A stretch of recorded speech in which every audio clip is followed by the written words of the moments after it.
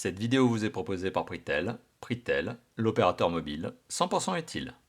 Salut, c'est Marco de Top 4 Fun. On se retrouve aujourd'hui pour la vidéo de test du Honor 10X Lite, le mobile que vous voyez tout de suite devant vous. Une vidéo de test qui suit la très traditionnelle et habituelle vidéo de déballage de cette boîte que vous voyez en haut à droite de cette image. Donc vidéo de déballage que je vous engage à regarder tout simplement pour avoir le contenu, une idée du contenu de la boîte, donc c'est-à-dire le téléphone mais aussi les accessoires. Le Honor 10X Lite, c'est un mobile qui a été officialisé, commercialisé depuis fin novembre 2020. On est en décembre 2020 lorsque je fais cette vidéo. Le mobile a été lancé au prix maximum conseillé de 229 € et on arrive déjà à le retrouver à moins de 200 €. Ceci notamment grâce à notre comparateur de prix. Le lien en description, en commentaire et en annotation de cette vidéo, bien sûr, pour faire la bonne affaire. Le Honor 10X Lite, c'est donc, vous l'avez compris, un mobile entrée de gamme. C'est un mobile qui suit, qui est le successeur du Honor 9X Lite et qui lui succède de très belle manière parce que franchement, il y a un gap énorme entre les deux. C'est-à-dire qu'entre le 9X Lite et le 10X Lite, il y a un gap, un fossé énorme. Le 10X Lite est clairement, nettement meilleur. Bon, ça c'est dit. Mais le 10X Lite, il est aussi en concurrence frontale avec de très nombreux et de très énervés concurrents. Sur le marché aujourd'hui du smartphone, notamment dans la catégorie des entrées de gamme, il y a des mobiles très sympathiques à des prix équivalents. Mais ce téléphone a plusieurs points qui lui permettent de tirer justement son épingle du jeu. C'est-à-dire que le constructeur qui est Honor est pas si bête que ça et lorsqu'il lance un mobile sur le marché, justement, ils font en sorte que le mobile soit intéressant. Et globalement, ce téléphone il est intéressant, et je vous divulgue déjà un petit peu la conclusion de cette vidéo, il est intéressant parce que le ratio prix-spécification est vraiment très avantageux. Il y a quand même quelques petites concessions à faire, et l'une de ces concessions, là aussi j'en reparle tout de suite, c'est tout simplement que, vous le savez probablement, la marque Huawei et donc Honor, qui appartient encore à Huawei pour le moment, justement ne dispose plus des services Google, ce qui veut dire que vous n'avez plus le Google Play Store et vous n'avez plus les applications Google par défaut. Reste que quand même vous avez quelques alternatives qui vous permettent d'avoir des applications et plus globalement tous les services de Google. C'est-à-dire que vous pouvez très bien avoir une boîte Gmail sur ce téléphone, vous pouvez très bien lire une vidéo YouTube. C'est pas un problème. Ça, c'est faisable. Sauf que ça ne sera pas faisable avec les applications officielles de Google, mais avec des applications, on va dire, compatibles, secondaires, voire même tout simplement en usage web. C'est-à-dire que rien ne vous empêche d'ouvrir YouTube en format mobile plutôt qu'en format applicatif. Bon. Ça, on en reparlera d'ici quelques instants, probablement lorsqu'on parlera du système d'exploitation, puisque là, c'est vraiment dans la partie logicielle. Mais dans la partie matérielle, ce téléphone n'a finalement pas de concession à faire. C'est un très bon mobile, et on va détailler ça tout de suite. Donc un mobile entrée de gamme, ça c'est par son prix. Mais en termes de look, il est pas mal. Il est pas mal du tout. Il fait plus premium que ce que l'on pourrait penser, notamment avec son prix. C'est-à-dire que son prix est relativement raisonnable, même raisonnable, on peut le dire comme ça, mais son look est quand même très étudié. On a une face avant avec du verre, on a un dos en plastique, certes en plastique, mais avec cet effet glossy, donc un peu miroir, très élégant. Alors à noter que c'est du plastique, c'est pas du verre, et à noter aussi que la particularité c'est que ce téléphone est très beau, très élégant. Il y a vraiment un sentiment premium justement au niveau du mobile, mais la particularité c'est que il prend toutes les traces de doigts, toutes les poussières, et qu'il est extrêmement glissant. Alors d'ailleurs, petite parenthèse, j'aime bien vous le dire, un mobile glissant comme ça, normalement ça se protège. Normalement il faut lui mettre une coque. En tout cas, c'est ce que je recommande, clairement. Je recommande ça d'autant plus que le capteur photo forme une très petite excroissance, certes à l'arrière du mobile, mais il en forme quand même une. Donc pour éviter qu'il ne se paye des rayures d'abrasion, il vaut mieux protéger tout ça. Avec une petite coque, c'est quand même pas mal. Et c'est assez original, et bien pour une fois, Honor n'a pas mis de coque dans sa boîte. Ou en tout cas, dans l'exemplaire presse que j'ai reçu, celui-ci, que je vous ai montré en vidéo déballage, il n'y a pas de coque. Bon, c'est un peu dommage, mais c'est comme ça. Après tout, une coque dans le marché, ça vaut pas grand-chose, quelques euros peut-être. Mais c'est vrai que pour une fois, vous allez être obligé de vous débrouiller vous-même pour la trouver. Ce téléphone présente donc globalement très bien, la prise en main est très bonne, mais il est, comme je vous l'ai dit, glissant, et le dos en plastique glossy va probablement être très sensible à la rayure d'abrasion. J'ai pas fait le test, mais je le pense. Autre bonne note, la vitre, donc la face avant du téléphone, qui occupe d'ailleurs une belle partie du téléphone. 90% de la face avant, c'est de l'écran. Cette face avant est protégée par un film protecteur, c'est-à-dire que de sortie de la boîte, d'usine, vous avez déjà un film protecteur qui est collé sur la face avant. Bon, ça déjà, c'est quand même pas mal. Il y a quand même une bonne petite note. Autre parenthèse à faire au niveau du design. Ce téléphone dispose, enfin en tout cas est décliné en 3 coloris. Vous avez ici une version qui s'appelle la Midnight Black. Midnight Black, ça veut tout simplement dire qu'il est noir, hein. Ça c'est un noir très profond, mais avec le dos vitré bon, qui brille. Vous avez aussi deux autres déclinaisons couleurs. Vous avez la Emerald Green, qui est aussi commercialisée en France visiblement, et la Icelandic Frost, donc une sorte de blanc, blanc un petit peu rosé hein, selon les reflets, nacré donc, mais qui pour le coup, lui, ne semble pas disponible en France. Bon, ça c'est la petite parenthèse. Donc vous avez trois coloris, mais en France apparemment vous n'avez que le noir, celui-ci, et le vert, le Emerald Green. Ce téléphone donc présente très bien. Il a des dimensions qui sont quand même relativement généreuses parce qu'on est ici en face d'un écran qui est un écran de grande taille, hein, sur lequel je vais revenir d'ici quelques instants, mais avec l'écran fait presque 6,7 pouces, hein, c'est plus que 15 cm, donc c'est un vrai bel écran de belle diagonale. C'est aussi ce qui donne à ce téléphone un effet cinéma. Mais je vais y revenir quand je vais parler de la qualité de l'image. On est donc sur un téléphone qui a des dimensions, on va dire, quand même un peu balèzes, hein. 16,6 cm de long, 7,7 cm de large et 0,9 cm d'épaisseur. Le tout pour un poids relativement conséquent pour un mobile de la catégorie, c'est-à-dire un mobile entrée de gamme en plastique, parce que bon, il est construit en plastique, de 106 grammes. Alors c'est pas dramatique hein, ce 206 grammes parce qu'au final, 180 grammes, 200 grammes, 206 grammes, on les oublie à l'usage hein, finalement. Mais c'est vrai qu'il est un peu plus lourd, donc c'est-à-dire que la première prise en main peut donner ce sentiment de téléphone un peu lourd.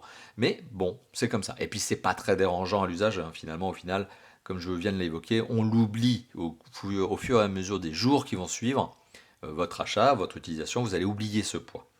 Donc c'est pas très très grave en soi et pour moi c'est pas un point pénalisant. On a parlé du design, maintenant on va parler de l'image. Alors l'image, comme je viens de l'indiquer il y a quelques instants, on est sur un écran qui est un grand écran. 6,67 pouces pour être précis. C'est un écran IPS, donc c'est pas de la MOLED, donc malgré tout, un bon niveau de contraste.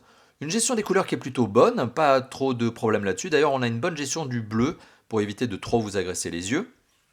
On a des angles de vision qui restent satisfaisants, ça ce qui n'est pas trop mal, et on a une luminosité qui est, on va dire, correcte. C'est-à-dire que, mesurée par mes propres soins, la luminosité de ce téléphone est dans les bons standards, on va dire 430 nits, c'est le score maximum que j'ai obtenu, et plus la luminosité est élevée, comme vous le savez, plus justement vous avez une facilité de lecture de l'image quand vous êtes exposé par exemple à une forte lumière extérieure, c'est-à-dire la lumière du soleil ou une lumière ambiante chez vous. Par exemple, quand vous avez une forte lumière, eh bien, il faut que l'écran lui aussi donne une forte lumière pour contrebalancer. Bon, 430 nits, clairement, c'est le score d'un entrée de gamme standard de nos jours. Il n'y a pas de grande surprise. C'est pas bon, c'est pas mauvais, c'est dans la bonne norme. Voilà, donc on est quand même sur un écran par contre qui possède deux autres aspects qui lui permettent d'être bon. Alors, c'est un écran 60 images par seconde, 60 Hz. Bon, donc vous avez la possibilité d'afficher jusqu'à 60 Hz, 60 images par seconde, ce qui est assez agréable, notamment avec certaines vidéos, par exemple YouTube, qui permettent d'avoir les 60 images par seconde. Ça donne une fluidité d'image un peu plus intéressante, c'est sympa, ça donne un peu plus de peps à la vidéo que vous pourriez voir, ou même aux jeux vidéo que vous pourriez jouer. Donc ça, c'est sympathique. Vous avez une résolution Full HD+, donc c'est-à-dire FHD+, ça veut dire qu'on a aussi une densité de pixels sympathique. Une résolution FHD+, ça veut dire 2400 pixels par 1080 pixels. C'est une très belle résolution. On a difficilement mieux aujourd'hui sur le marché des smartphones, mis à part des ultra haut de gamme qui vont plus haut, mais là globalement on est quand même sur un téléphone à 200 €, faut pas l'oublier, donc on est déjà très très bien. D'ailleurs, et il y a certains concurrents qui ne proposent pas ce genre de résolution, donc ça aussi il faut le dire. Et on a 395 pixels par pouce, donc ce qui veut dire que l'image est nette. Voilà. Donc globalement tout ça pour vous dire plein de chiffres, certes. J'aurais probablement mis aussi une incrustation pour vous donner un exemple d'image, mais globalement c'est rapide, c'est vif, l'image est belle, l'image n'est pas trop bleutée, donc c'est-à-dire qu'elle agresse pas trop les yeux. Plein de bons points. Donc l'écran, c'est clairement une des forces de ce mobile. À noter d'ailleurs que la caméra photo frontale, donc le capteur selfie, eh bien, il forme un poinçon. Alors ça en agace certains. Bon, avec le temps, on s'y habitue, sachant qu'aujourd'hui, c'est devenu un grand standard que d'avoir ce genre de choses. Tous les constructeurs, malheureusement, font ce genre de choses. Il n'y a pas vraiment à dire autre chose, parce que de toute façon, ça permet aussi d'avoir un écran plus grand. Hein, voyez. D'ailleurs, en parlant de l'écran plus grand, on est sur un ratio qui n'est pas du 16/9, mais du 20/9, donc il est plus allongé. C'est ce qu'on estime être un écran plus immersif aussi, au niveau vidéo. Bon, c'est à vous de me dire si vous trouvez que le 20/9 est plus immersif que le 16/9. Mais si les cinémas IMAX sont en 21/9, c'est pas pour rien. On a parlé de l'écran, maintenant on va parler du son. Alors le son il est véhiculé par trois moyens. À noter trois moyens. Donc l'écouteur, bien sûr, grand standard, classique, qui marche sans problème. Heureusement d'ailleurs, puisque c'est le but d'un téléphone que d'avoir un écouteur correct. Le mini jack, bonne note, il a été sauvé, il est bien présent ce mini jack. Et ça mérite d'être souligné parce qu'il y a beaucoup de constructeurs aujourd'hui qui malheureusement se permettent de le sacrifier au profit d'un adaptateur sur le port USB-C, ce que je trouve absolument ridicule. Et on a le haut-parleur. Alors ce haut-parleur que j'aime bien tester aussi en termes de qualité de puissance de son. Alors même si aujourd'hui on n'écoute pas vraiment sa musique de cette manière-là et qu'on ne joue pas forcément aux jeux vidéo en plein son, hein, c'est-à-dire que bon, par exemple vous êtes dans les transports en commun, j'imagine mal que vous mettiez la musique en haut-parleur à fond, eh bien malgré tout ça mérite quand même d'être testé. Et aujourd'hui ce haut-parleur, eh bien sur ce téléphone-là, fournit un son très puissant, 130 décibels et plus, vraiment il a décalqué l'appareil, le sonomètre que j'ai testé. Donc il va très haut en puissance de son, à la sortie 130 décibels, à une trentaine de centimètres on est dans les 90 décibels. Bon, ça veut dire aussi autre chose, vous l'avez remarqué, il a une forte déperdition. Ce son, il est absolument pas ample. Il n'est pas ample et il a aucune portée. C'est-à-dire qu'il est vraiment fort à la sortie, mais il ne sait pas aller donner de la portée. Il ne sait pas, en tout cas bon, potentiellement c'est un bon point parce qu'il ne se disperse pas, mais d'un autre côté, il n'a aucune portée. Zéro. Donc ça c'est un autre point de cet haut-parleur, mais bon, encore une fois de plus, on est sur un smartphone, on n'est pas sur une enceinte Bluetooth, donc c'est assez normal. Bon, donc pas de portée, pas d'amplitude et clairement clairement un manque de clarté. Voilà, hein, c'est flagrant, c'est-à-dire que on a beaucoup de mal à distinguer lorsqu'on pousse le son à fond, les aigus, les moyens et les graves. Et les basses sont quasi inexistantes. Même si on les sent en termes de vibration dans le téléphone, à l'oreille en fait elles sont quasiment inexistantes. Donc c'est pas un son qui est extrêmement jouissif au niveau du haut-parleur, mais c'est un son qui malgré tout reste puissant à la sortie. Donc en gros, mode réveil matin, vous allez vous éclater les oreilles si vous le mettez à fond, hein. Ça va vous réveiller même l'adolescent le plus endormi qui existe, hein. Voilà, donc ça c'est le genre d'utilisation de ce haut-parleur, mais pour l'écoute de la musique ou jouer à des jeux vidéo mobiles, c'est pas terrible, hein. Voilà, mais bon après d'un côté, je le rappelle, c'est un haut-parleur de téléphone. On a parlé du son qui globalement est donc satisfaisant, maintenant on va parler des performances.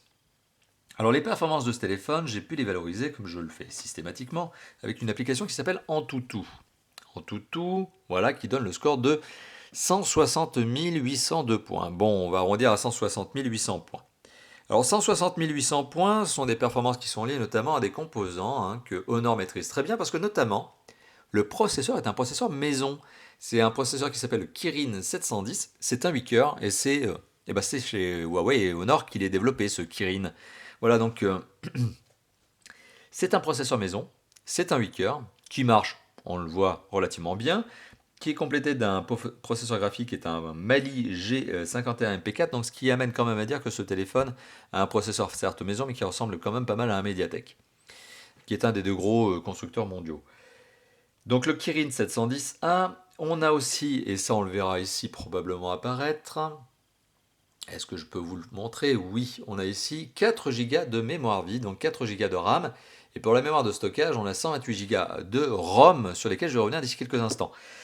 Tout ça pour vous dire quoi? Eh bien, plein de chiffres encore, plein de spécifications, mais pour vous dire qu'on est en face d'un mobile qui est un entrée de gamme, qui a des scores de performance qui sont tout à fait sympathiques. Il y a encore 4 ans, ce genre de score, c'était celui d'un haut de gamme, voire d'un ultra haut de gamme. Bon, le temps passe, aujourd'hui, c'est le score d'un entrée de gamme. Heureusement, c'est le sens de la technologie, ça nous permet d'avoir des mobiles de plus en plus puissants, et donc forcément de pouvoir, par exemple, jouer à des jeux 3D de plus en plus gourmands et de plus en plus qualitatifs. Hein, par exemple, ce téléphone joue sans aucun problème à Fortnite et à PUBG Mobile. Ça passe crème. Je mettrai probablement une petite incrustation. Alors, si vous imaginez, hein, vous le pensez bien, si vous voyez que ce téléphone est capable de jouer à un gros jeu comme PUBG Mobile, qui est vraiment extrêmement gourmand, bah forcément, en termes d'application, il n'y a aucun problème, hein. Tout passe, et puis en multitâche, multifenêtre, tout ça, c'est nickel, hein. Donc ça c'est pour les performances, mais il y a quand même un point sur lequel j'ai envie d'insister avec vous, c'est que ce téléphone a un score de 160 000 points. Certes, c'est très bien pour un téléphone d'entrée de gamme à 200 points, à 200 euros, mais il y a des concurrents directs qui sont à 260 000 points. Et c'est là où on sent qu'il y a quand même une petite concession à faire. Alors, elle n'est pas dramatique, hein. C'est une concession à faire par rapport à la concurrence. C'est-à-dire qu'il y a des concurrents qui proposent plus performant, plus puissant pour un prix identique ou proche. C'est ça où on sent que le marché quand même il est extrêmement rude, hein. Le marché du smartphone entrée de gamme, il est extrêmement concurrentiel. Alors, à l'avantage du client, vous, moi, à l'avantage du consommateur, au désavantage de certaines marques. Donc pour le coup, Honor ne propose pas le mobile le plus puissant sur son segment. C'est dommage. Mais il y a d'autres points sur lesquels il se rattrape, et l'écran notamment est un des points sur lesquels ce téléphone se rattrape, par rapport à la concurrence. Voilà, mais il y en a d'autres aussi où il faut faire des concessions. Et on va y revenir. Ce téléphone, donc je venais de l'indiquer il y a quelques instants, dispose de 128 Go de mémoire de stockage. 128 Go de mémoire de stockage, c'est très sympathique. C'est une belle quantité de mémoire, donc théoriquement, vous ne devriez pas avoir de problème. Théoriquement, vous n'avez pas à ajouter de micro SD pour vous sentir à l'aise. Même si ce téléphone permet d'ajouter de micro SD, sans avoir d'ailleurs, et ça mérite d'être souligné, à sacrifier l'emplacement de la carte SIM 2, puisqu'on a bien 2 emplacements de carte SIM plus un emplacement de micro SD, donc on a 3 emplacements au total. Et d'ailleurs, ce téléphone dispose de la fonction USB-C, donc celle-ci OTG, c'est-à-dire que vous pouvez brancher une clé USB-C en OTG, donc c'est-à-dire on the air, on the go, et vous pouvez donc bénéficier de la mémoire supplémentaire que l'on a dans la clé. Voilà, c'est bien, c'est super. Mais bon, quand on a 128 Go de mémoire, généralement, on est plutôt à l'aise. Alors, quand je dis 128 Go de mémoire, c'est pas tout à fait vrai. Oui, ce téléphone a des composants qui lui permettent d'avoir 128 Go de mémoire de stockage interne. Sauf que lorsque vous allumez le téléphone pour la première fois, vous faites les premières mises à jour, il y a le système d'exploitation, etc. Finalement, vous tombez à peu près à 112. Mais bon, 112, encore une fois de plus, c'est quand même pas mal, hein, on est plutôt à l'aise. C'était pour la mémoire de stockage. Donc maintenant, je vous ai parlé de tous ces aspects-là. Maintenant, je vais quand même vous parler d'un aspect complémentaire. Alors pour le coup, je n'aurai pas de Sensor Box, qui est l'application que j'utilise notamment pour vous montrer un petit peu les applications, enfin en tout cas, pardon, la connectivité. Donc je vais vous le donner comme ça à l'oral. Ce téléphone est doté d'un certain nombre de capteurs. Ce téléphone est doté notamment d'un certain nombre d'emplacements de cartes SIM et autres. On a 2 emplacements de cartes SIM format nano, ça je vous l'ai dit. Un emplacement de carte micro SD, donc ça c'est pour la mémoire. Et donc pas de sacrifice à faire comme je vous l'ai indiqué il y a quelques instants. Je mettrai probablement une incrustation pour vous montrer à quoi ça ressemble finalement ces emplacements, ces 3 emplacements. Très bien. On a aussi la 4G, 4G LTE. Très bien, avec toutes les fréquences nécessaires pour la France. Hein. Donc pas de 5G sur ce téléphone, mais encore une fois de plus, c'est assez logique. On est sur une entrée de gamme, on est fin 2020, et la 5G en France, pour le moment, il n'y en a pas vraiment. Hein. Ça, c'est dit aussi. On a du Wi-Fi ABGNAC, donc c'est-à-dire qu'on a toutes les normes de Wi-Fi, donc très bien, vous pourrez connecter ce téléphone avec votre box Wi-Fi, hein, votre box Internet fibre, et utiliser la pleine puissance de votre box fibre, bien sûr. Vous avez du Bluetooth 5.1, du AGPS, donc c'est le réseau de satellites américain, GLONASS, donc ça c'est le réseau de satellites russe, et BDS, donc ça c'est le réseau de satellites chinois. Donc ça, 3 réseaux de satellites de localisation pour vous permettre eh bien, d'aller encore plus rapidement sur la localisation et d'être encore plus précis. Vous avez le NFC sur ce téléphone que j'apprécie de plus en plus en cette fin d'année 2020, notamment à cause de cette distanciation sociale, et puis justement le paiement sans contact, les utilisations de services sans contact. Donc vous avez du NFC sur ce téléphone, c'est un bon point. De l'USB-C, heureusement, enfin les constructeurs ont compris, ou en tout cas Honor a compris qu'il fallait arrêter le micro USB, hein, c'était plus la peine, hein, c'était plus possible. Donc on a bien de l'USB-C et le mini jack que je vous ai montré tout à l'heure. Donc globalement, on est plutôt bien hein, en termes de connectivité, on est bien loti, hein, c'est vraiment bien. Voilà, donc il n'y a pas de critique à faire. Je n'ai pas noté de problème de connectivité, de connexion, de saut de connexion. Donc on est plutôt bien, hein, voilà, clairement on est bien. Et maintenant, il est temps de parler du DAS. Alors, le débit d'absorption spécifique, c'est ce qui permet de valoriser le niveau d'émission d'ondes d'un téléphone. Vous le savez, c'est une norme légale, hein, il y a le CO2 pour les voitures, pas que, hein, mais il y a aussi le DAS pour les téléphones. Alors le DAS de ce téléphone, donc c'est le débit d'absorption spécifique, il est de 0,85 à la tête. Et il est de 1,14 au corps. 1,15 pour être précis, pardon. Eh bien, ce 0,85 à la tête, il est relativement élevé tout de même pour un téléphone de la catégorie, c'est-à-dire qu'un smartphone entrée de gamme de nos jours, hein, 2020, fin 2020, à 0,85, c'est un petit peu élevé. Alors vous le savez, je suis très tatillon sur le DAS, comme je le serais si j'étais, donc j'ai cité l'automobile, très tatillon sur le CO2, notamment si j'étais testeur de voiture, ce qui n'est pas le cas, enfin pas dans cette vie, mais le DAS, voilà, il me semble utile de vous l'indiquer, je trouve que ce téléphone a malheureusement un DAS qui est un peu trop élevé, donc bien dans la norme légale, il n'y a pas de critique à faire là-dessus, on est dans la norme, hein. Ce téléphone est légal, mais c'est un peu élevé, hein, parce qu'il y a des concurrents qui font quand même un poil meilleur sur le DAS. Mais bon, voilà, le DAS ne parle pas à tout le monde et il y a certaines personnes qui sont contre Moog. Peut-être vous qui êtes en train de regarder cette vidéo, finalement, le DAS n'a peut-être aucun impact, aucun intérêt pour vous finalement. Le système d'exploitation, maintenant il est temps de parler du système d'exploitation. Alors, dans le système d'exploitation, je ne vais pas rentrer trop loin dans le détail. Là, je suis en train de rentrer dans les paramètres du téléphone. Vous voyez qu'il y a un look hein, quand même, un petit peu différent, quelque chose. Là, on remarquera par exemple que le système d'exploitation est indiqué comme étant un Magic. Alors c'est Magic UI hein, pour être précis, un Magic User Interface UI 3.1.1 parce qu'il a été mis à jour justement à l'occasion de ce test notamment. Je l'ai encore mis à jour. Bon, ça c'est très bien. Ce système d'exploitation, il se base quand même sur un Android. Parce que c'est bien de l'Android. Parce que Honor Huawei a beau être fâché avec Google, malgré eux, parce que c'est les autorités américaines qui ont décidé ça, eh bien ce téléphone se dispose, enfin en tout cas dispose quand même d'Android 10.0. Donc on est bien sur Android Q10. On est bien sur ce petit Android. D'ailleurs, vous voyez ce widget. J'aime bien faire ce truc. Bon, donc on est bien sur Android 10, surcouché avec Magic UI 3.1.1, ici précisément en décembre 2020, il y aura des mises à jour. C'est très bien, donc c'est-à-dire qu'on est sur un système d'exploitation qui est très mature, très efficace, très complet, mais sur lequel, vous l'avez compris tout à l'heure, il n'y a pas et il n'y aura jamais le Play Store. C'est-à-dire que le Play Store, la place de marché, le marketplace officiel de Google pour avoir les applications n'est pas disponible sur ce téléphone. Et plus que ça, toutes les applications officielles de Google, c'est-à-dire l'application officielle YouTube, l'application officielle Gmail, l'application officielle Drive, toutes les applications donc, qui font partie du pack d'applications du G-Apps de Google ne sont pas disponibles sur ce téléphone et ne le seront jamais. Vous ne pouvez pas les installer. Et quand bien même vous arriveriez à les installer, ce qui m'est déjà arrivé, parce que j'ai réussi à le faire, normalement les services qui sont derrière sur ces applications précises ne marchent pas. Cependant, ça ne veut pas dire que le téléphone ne peut pas utiliser les services de Google. Ça veut dire qu'il ne peut pas utiliser les applications de Google. Et c'est là où il y a une petite astuce. C'est-à-dire que par exemple, eh bien Huawei, alors désolé pour la pub, parce que ça c'est typique de l'App Gallery. Alors par contre, Huawei a créé, donc ce que je viens de vous dire, App Gallery, Huawei Honor. Je vous rappelle, c'est deux marques du même groupe. L'App Gallery, c'est une sorte de place de marché alternative à ce Play Store qui permet d'avoir bon nombre d'applications les plus connues. Notamment, on retrouve TikTok, on retrouve Snapchat, on retrouve Telegram, on retrouve une tonne de jeux, on retrouve même le launcher de Fortnite qui permet d'installer Fortnite, parce que pour le coup, Huawei n'est pas fâché avec Fortnite. Très bien, donc on retrouve un certain nombre de choses sur le App Gallery, c'est comme ça qu'il s'appelle. Si jamais App Gallery ne vous suffit pas, vous avez d'autres places de marché, notamment j'utilise personnellement Aptoide. Alors Aptoide, ça permet notamment d'aller plus loin, de chercher d'autres applications que l'App Gallery n'aurait pas recensées. Très bien. Et vous avez aussi, eh bien, par exemple, officiellement proposé par Huawei, donc par Honor, vous avez d'autres places de marché, Petal Search, qui est une sorte de méta place de marché en fait, qui va chercher plusieurs applications, en tout cas l'application cherchée dans plusieurs endroits. Voilà, mais qui vous met un petit peu de fil d'actualité, de publicité, ce qui est un petit peu agaçant. Mais globalement, l'absence de Play Store, finalement, on arrive à s'en sortir.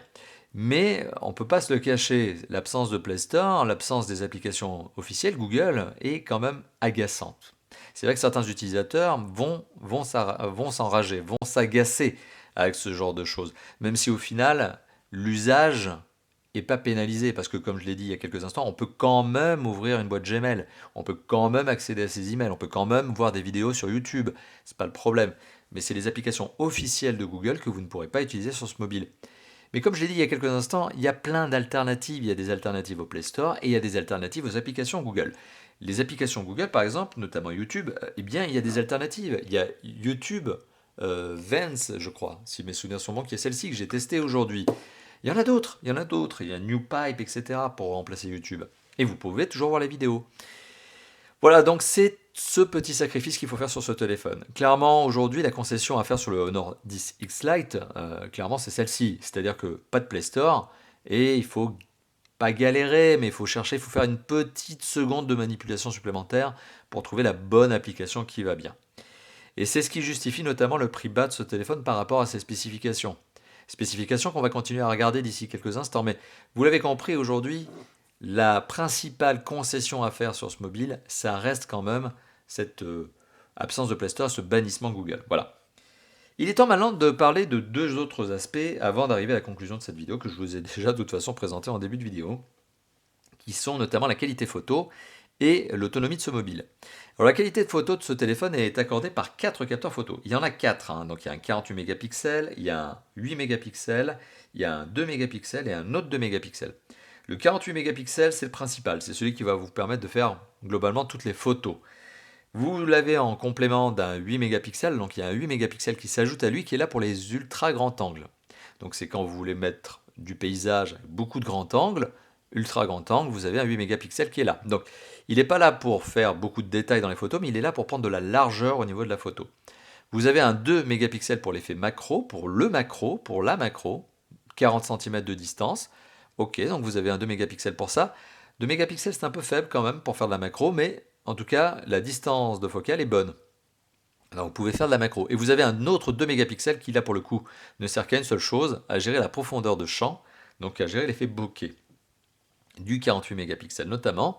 Et donc finalement, il ne sert qu'à ça. Donc en fait, en gros, il y en a 3 plus 1. Il y a 3 capteurs photo plus un quatrième qui est là pour gérer la profondeur de champ de l'autre capteur photo. Bon, la qualité photo offerte, accordée par ce téléphone, eh bien, elle est pas mal.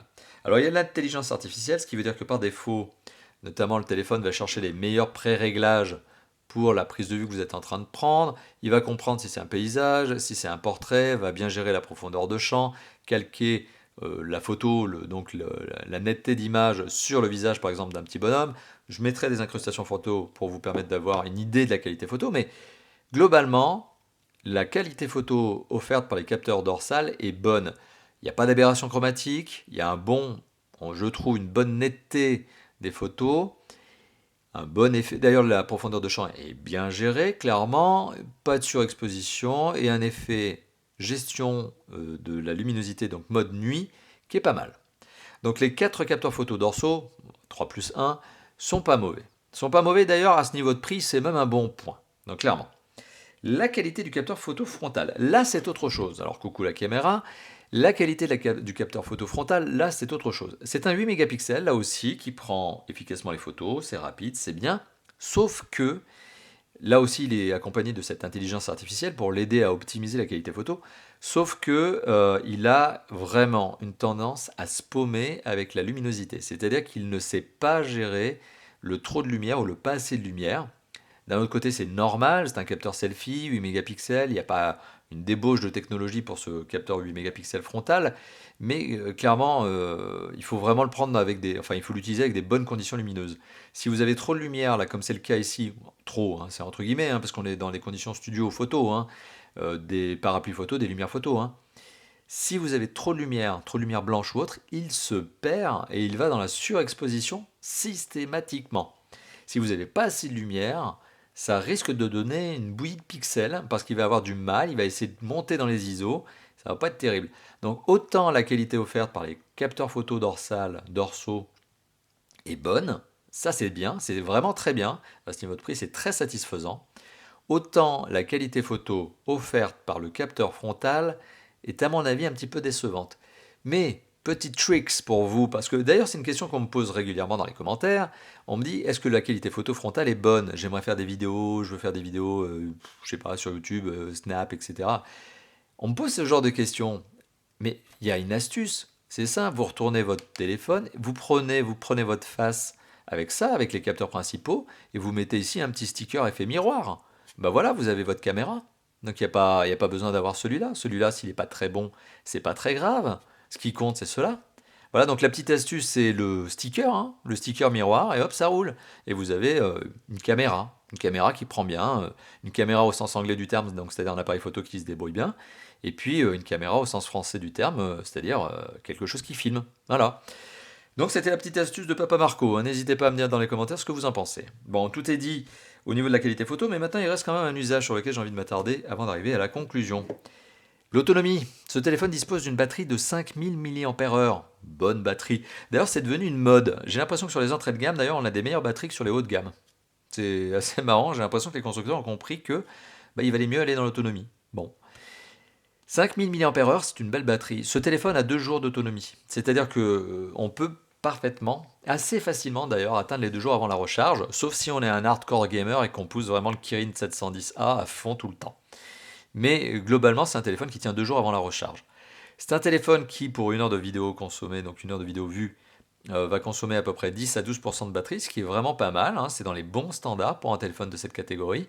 Et ce téléphone, et c'est le point supplémentaire, est doté de la recharge rapide, mais pas n'importe laquelle. 22,5 watts et le chargeur est fourni dans la boîte. Donc c'est-à-dire qu'on a une recharge rapide qui permet à ce téléphone de charger sa batterie de 0 à 100% en à peu près 2 heures. C'est vraiment pas mal. Donc l'autonomie de ce téléphone est aussi un très bon point, non seulement parce que ça permet d'avoir, en tout cas l'autonomie dans l'absolu est bonne parce qu'on peut avoir 2 jours d'autonomie, mais en plus les spécifications de ce téléphone permettent de le recharger rapidement, comme je viens de l'évoquer. Et bah c'est bien, superbe. Je veux dire, là aussi on a un bon point supplémentaire pour ce mobile. Et voilà. Et bien on est arrivé à la fin de la conclusion, hein, la fin de la conclusion, à la conclusion de cette vidéo. Et donc du coup, qu'est-ce que je pense de ce mobile? Je vous l'ai dit en début de vidéo, hein. C'est un bon mobile. Pour 200 € et moins maintenant, parce que bon, comparateur de prix, tout ça, hein, je vous engage à regarder le lien dans la description de cette vidéo. Pour 200 € et moins, c'est un excellent entrée de gamme qui rivalise avec d'autres marques, hein, qui, comme je viens de le dire, rivalisent, et donc ça veut dire qu'il y a beaucoup de concurrence, hein, très acharnée, très rude, des concurrents qui proposent parfois des spécifications un peu meilleures sur certains points, notamment plus de performance, mais peut-être moins bon sur l'écran, peut-être moins bon sur les capteurs photo, etc. Alors finalement, globalement, ce téléphone, il a quand même une faiblesse. Il y a un truc, on ne va pas se le cacher, et je vous l'ai indiqué il y a quelques instants, le truc qui pique quand même le plus, c'est le bannissement Google. C'est vrai que l'utilisateur qui n'est pas très averti, celui qui a encore un petit peu qui est un peu noob, on va dire, en Android, qui n'a pas encore les réflexes, qui ne sait pas encore vraiment substituer Google Play Store pourtant c'est déjà installé de base, par d'autres places de marché, c'est vrai que ça peut agacer. Voilà, donc c'est vrai que les primo-accédants, les premiers utilisateurs d'Android pourraient être un petit peu embêtés parce que c'est pas la meilleure manière de démarrer dans Android que d'avoir un bannissement de Google. C'est un peu bizarre, c'est un peu dommage. Mais quand on a déjà un tout petit peu d'expérience, puis l'expérience Android, c'est 2 semaines hein, pour l'acquérir, hein, donc c'est pas compliqué parce que c'est très intuitif. Mais quand on a un tout petit peu d'expérience finalement Android, on se sent pas très pénalisé finalement. Vous voyez, il y a des alternatives à tout et finalement des alternatives aux applications officielles Google, c'est pas forcément un mal en soi que de trouver des alternatives, n'est-ce pas? Voilà, donc c'est vrai que le principal point négatif finalement de ce téléphone, c'est le bannissement dont souffre Huawei Honor déjà depuis près de 2 ans. Est-ce que c'est grave, docteur? Pas tant que ça, finalement. On arrive à trouver des alternatives. Et est-ce que c'est grave? Pas tant que ça, parce que c'est quand même compensé par le prix. C'est-à-dire que ce téléphone est volontairement pas cher. C'est-à-dire qu'Honor est volontairement agressif sur les prix pour contrebalancer cette problématique de Play Store. Et ça se ressent, hein, je vous l'ai dit, c'est automatique. Le prix est relativement agressif tout de même, hein. Enfin, c'est pas relativement, c'est le prix est agressif pour contrebalancer justement ce problème-là. Voilà.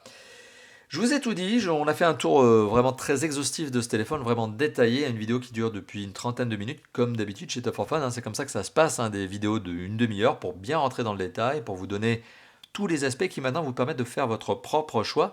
Et d'ailleurs, j'aimerais vous voir réagir dans les commentaires. Dites-moi ce que vous pensez justement de ce téléphone. Est-ce que ce Honor 10X Lite pourrait être votre propre mobile? Eh bien, à vous de me le mettre dans les commentaires, à vous de me le dire. Tout simplement, j'aimerais engager cette réflexion avec vous, j'aimerais engager ce dialogue. Est-ce que par exemple l'absence de Play Store pour vous c'est grave? C'est une question qui s'est déjà posée dans d'autres tests précédemment bien sûr, mais j'ai envie de vous l'entendre dire. Maintenant qu'on a un petit peu de recul, hein, eh bien j'ai envie de vous entendre dire ce que vous en pensez. Voilà, donc il n'est pas grand chose d'autre à dire, si ce n'est merci d'avoir vu cette vidéo. Hein, j'ai pas grand chose d'autre à ajouter. Merci d'avoir vu cette vidéo, bien sûr. N'hésitez pas à commenter comme je viens de l'indiquer. N'hésitez pas aussi à lâcher le petit pouce bleu des familles qui fait bien plaisir. Ce petit pouce bleu qui encourage toujours à faire plus de vidéos hein, pour vous. Et n'hésitez pas aussi à vous abonner à la chaîne YouTube si ça n'est pas déjà fait. Mais clairement, forcément, je pense que vous l'êtes déjà, n'est-ce pas? C'est le bouton qui se trouve en bas à droite de la vidéo qui s'appelle plus un abonnement. Et je suis sûr que vous avez déjà cliqué dessus. Voilà. Bon, et bien sur ce, encore une fois de plus, merci d'avoir vu cette vidéo et à très bientôt pour d'autres tests, d'autres déballages, d'autres interviews, d'autres vlogs, d'autres vidéos, quoi. Comme d'habitude chez Top 4 Fun. Allez, à bientôt. Ciao, ciao.